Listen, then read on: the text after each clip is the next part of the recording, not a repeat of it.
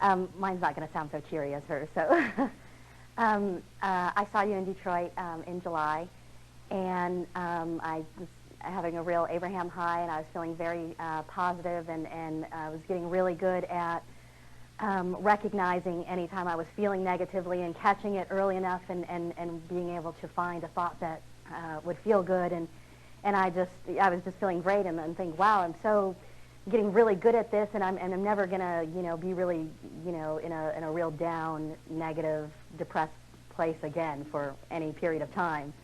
Of course, temporarily, but yeah, for any major period of time.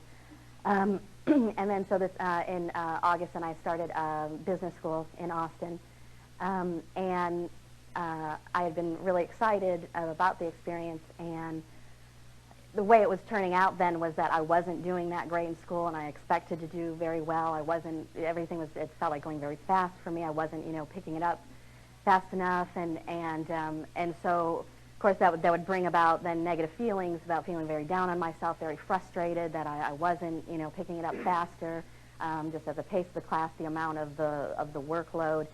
So by the time it was the end of class, because everything's moving so fast, that then I would recognize how negative I was, and it wasn't easy to just, to then replace with thought. And I would, and then it would be the next class, so there was very little time to kind of do because I was practicing also the inching when I was feeling bad. Then, okay, what's the best thought I can find, and working with that a little bit. Okay, what's the next one?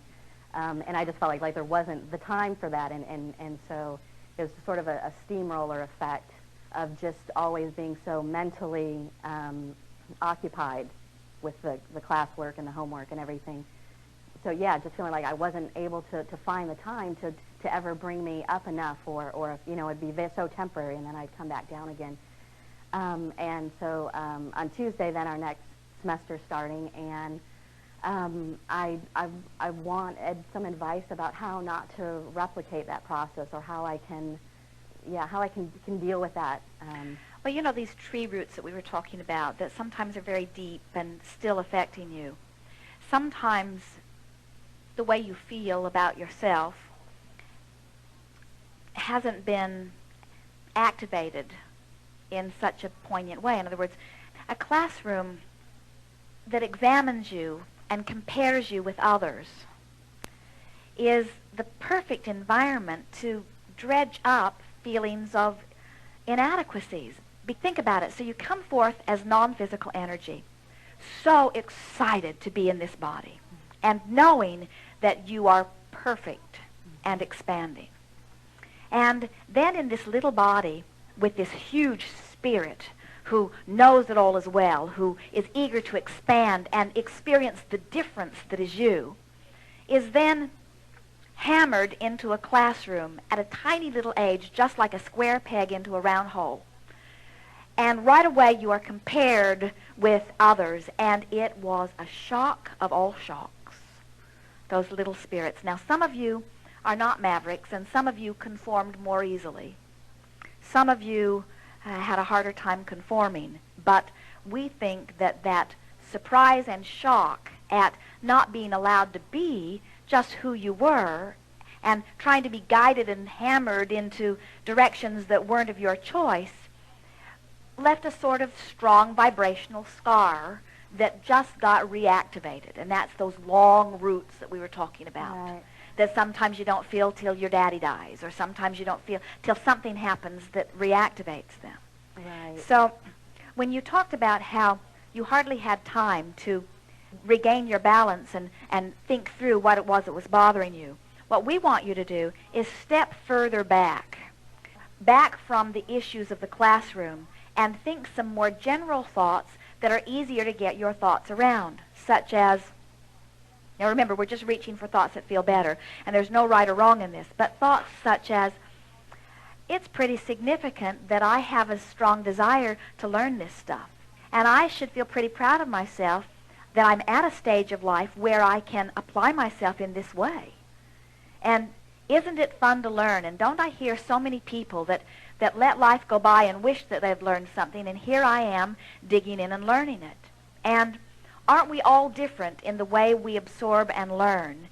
And is there any real standard that says we all have to do it in exactly the same way?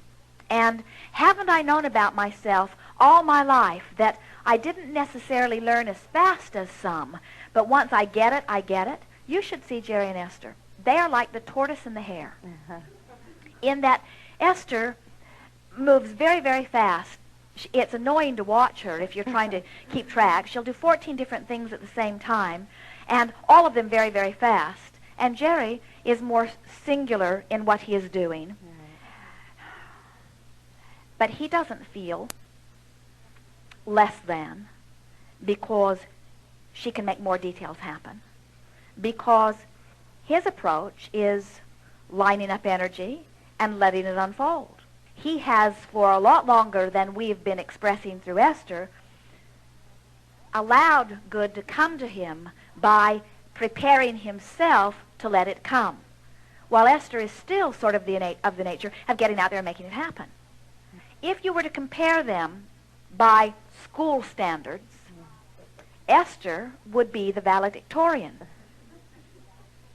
Yeah, I feel that this is hard because all through my school years and through undergraduate, I always did very well. I always felt very confident about my intelligence and that ability. And in this experience, actually, so my husband's just, I'm the slow, more methodical one. So it takes longer, and he's very quick, very speed-oriented. And so this has been a great environment for him. If there were one mentality and one personality and one nature that was supreme, and it was the best for the overall environment, then you would all be like identical clones. But since variety is the magic of the strength of the whole, you are all very different. And what you're wanting to do is find positive aspects of where you are right now, and in reaching for the positive aspect, you'll connect with Source, and then it will all flow through you easily. It is the wanting to categorize you as better and not so good and worse that is so detrimental to the experience. Yeah, that's unfortunately the structure of the school. You know, everything's curved, so it's But what difference does that make? In other words, as you say, I'm coming out of this with knowledge, and while I might not be measuring up to the A that I'm wanting, I'm coming out of there with knowledge. And we have to say to you that a minuscule part of what anyone ever learns that they apply happens in the classroom. The classroom is more giving birth to the desire than anything else. What we would encourage you to do is just chill out, begin having more fun, enjoy the social setting of it, enjoy the stimulation of thought that it is giving you. Esther took a class on programming a computer, and it was a 2-day class. And it cost quite a bit of money. She took Tracy. They both came to Austin from San Antonio to take the class 2 or 3 years ago, and spent 16 hours in the class with a very good instructor. And when Esther got home, Jerry said, "What did you learn?" All excited. He thought that she would say, "I learned how to do everything that we're ever going to want to do." His words were, "What can you now do?" In other words, what can you apply to make our life better? And Esther said, "I got nothing except the knowledge that it can be done."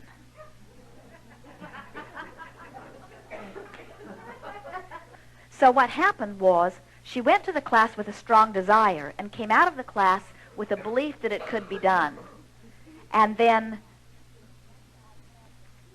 dug it out of a CD-ROM tutorial and a book over the next several weeks through trial and error and trial and error and trial and error and trial and error and trial and error. You see?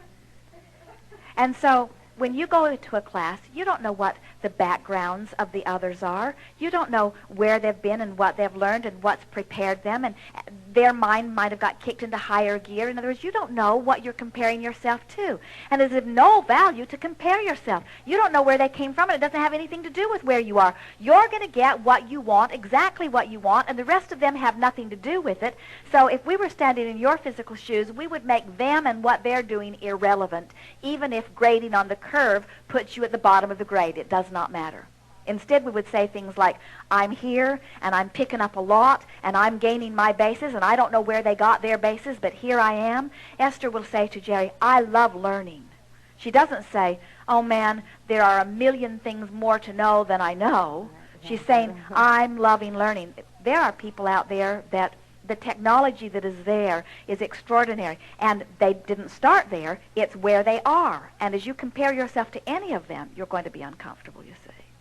It's just your relationship with your desire, and you're making progress on that. Think about how much you've learned. Yeah. You weren't the best one in the class. So what? You weren't equal when you got to the class. You weren't equal in desire. You weren't equal in experience. It doesn't matter at all. So I feel like this first semester I was focusing so much on homework and the grades and stuff. Should I? Why are you going to the class? Well, it's to learn. I do want to learn. What do you want to learn? Why do you want to gather this knowledge? So that I can, when I go back into the workforce, so it can be more meaningful work. And are you gathering the knowledge? I mean, yeah, I've learned tons comparatively. I mean, from what I and so it's working, isn't it? I guess it's so. Can I trust that that I will get a good job? That it absolutely will be okay? Absolutely. When you go to apply for a job, send the manager. Jerry and Esther have many people that are working with them and have been working with them, and never have they asked for their grades. Right. Not once. Yeah. Instead, they're looking for their attitudes, they're looking for their confidence, they're wanting to know if they're happy, they're wanting to know how they feel about themselves. Do you think then I'll do better in all realms of feeling if I do concentrate more on having fun and getting exercise and making sure that I'm doing workshops and that sort of thing? But what you're wanting to do, let's not get off the subject of what you want in this class. What you want in this class is knowledge. Applicable knowledge, and you're getting that, and the grade does not matter. You're getting the knowledge. All the grade says is you're not getting it as fast as someone else, but you're still getting the knowledge. What we would do if we were turning in work or taking a test and someone didn't give us a very good grade, we'd say, this is fabulous because now I know my points of weakness, and then we would work on those, and we would give ourselves the next grade. In other words, what is it that they think I should know that I don't know? I'll go back and learn that. There are those who take tests and do very well on the tests who don't learn anything because they're there to satisfy the test rather than to learn the stuff. You see, it doesn't make any difference. You're there for the knowledge, and you're getting it. And it will come to you in lots of different ways. And as you relax and start liking where you are there, it will open up for you even more. Okay.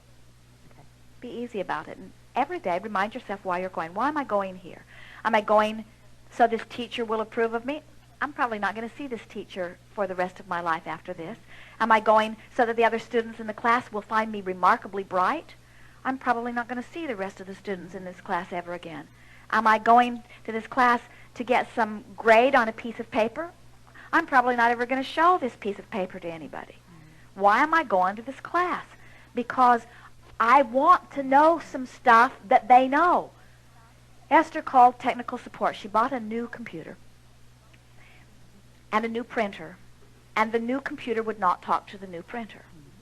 So she called technical support, and an angel on the other end of the phone gave her his knowledge. Do this, do this, do this, do this. Jerry said as he listened from the other room, "You're having a very good time there. It was fun." The man on the other end of the line didn't say, "Well, you dummy, how'd you come this far and not know that?" He didn't say, "How long have you been working with computers? 10 years? And you don't know about this type font manager?" He said, "Try this. We'll try this. We'll try this." Ah, that did it. You're sharing knowledge with one another. And do you know how much knowledge is out there? Oh, well. Ooh, it's really, really, really big. Never compare yourself with how much you know and how much you don't know, or you'll all commit suicide. It's really, really, really, really big. You can never hold that huge body of knowledge relative to any subject. Right now, you can't do it. What you can do is get in such a vibration of loving yourself that whatever you need to know comes to you whenever you need to know it, even if you have to call technical support. Okay. All right, thank you. Indeed.